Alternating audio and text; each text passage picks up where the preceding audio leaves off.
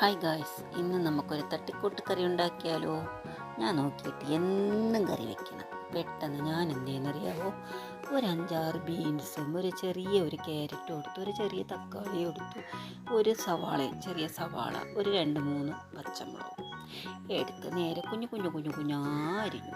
എന്നിട്ട് നമ്മൾ ചട്ടി അടുപ്പത്ത് വെച്ചു, ഓയിൽ ഒഴിച്ചു കൊടുത്തു. ഓയിൽ ചൂടായതിന് ശേഷം നമ്മളെന്താ കടുകിട്ട് കൊടുത്തു. എന്നിട്ട് ഇതേ ഇരിക്കുന്ന എല്ലാ വെജും കൂടി ഈ ചട്ടിക്കകത്തോട്ട് ഓർത്തിട്ട് കൊടുത്തു. എന്നിട്ട് നമുക്ക് കുറച്ച് ഉപ്പ് ഇട്ട് ഇതേ കിണ്ടൂന്ന് കിണ്ടി കൊടുത്തു. അതൊന്ന് ചെറുതായിട്ടൊന്ന് വശങ്ങി വന്നപ്പോൾ ഞാൻ റൗണ്ടായിട്ട് ഒരു കിണറുണ്ടാക്കി. ആ റൗണ്ടായിട്ട് ഇതേ നോക്കി എല്ലാം ചികഞ്ഞ് മാറ്റിയിട്ട് അവിടെ കുറച്ച് ഓയിൽ ഒഴിച്ചു കൊടുത്തു. 2 മുട്ട അങ്ങോട്ട് എടുത്തിട്ട് പൊട്ടിച്ചു. അതിനെ അങ്ങോട്ട് അതിലിട്ടിട്ട് കിണ്ടി നല്ലതുപോലെ മുട്ട അങ്ങോട്ട് ഉടച്ച് നല്ലതുപോലെ കിണ്ടി എടുത്തു. എന്ന് മൊത്തത്തോടെ അങ്ങോട്ട് ഇട്ട് ഒറ്റ കിണ്ടൽ.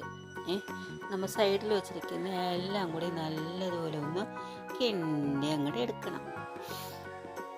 എന്നിട്ട് കുറച്ച് മഞ്ഞൾപ്പൊടി, പെരിഞ്ജീരകം, മുളക് പൊടി, കുരുമുളക് പൊടി, ഇതെന്തെന്നറിയാവോ, ഈ പാക്കറ്റ് മാഗി മസാലയും കൂടി അതിൽ ഇട്ടിട്ട് കൊടുത്തു. എന്നിട്ട് എന്ത് ചെയ്തു, കുറച്ച് ടൊമാറ്റോ സോസും കൂടെ അങ്ങോട്ട് ഒഴിച്ചു കൊടുത്തു. ഇത് ഇച്ചിരി വെള്ളമാണേ, കുറച്ച് വെള്ളം അതും കൂടെ ഇട്ട് കിണ്ടി.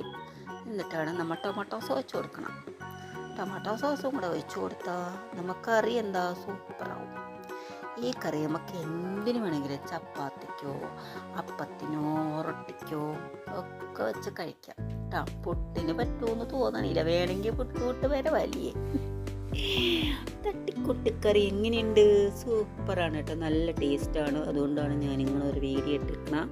നിങ്ങൾ നല്ലതുപോലെ ഇതൊന്ന് വെച്ച് നോക്കുക, അടിപൊളിയാണ് കേട്ടോ. എല്ലാവരും എൻ്റെ വീഡിയോ കണ്ടിഷ്ടമായി എന്ന് തോന്നുന്നു.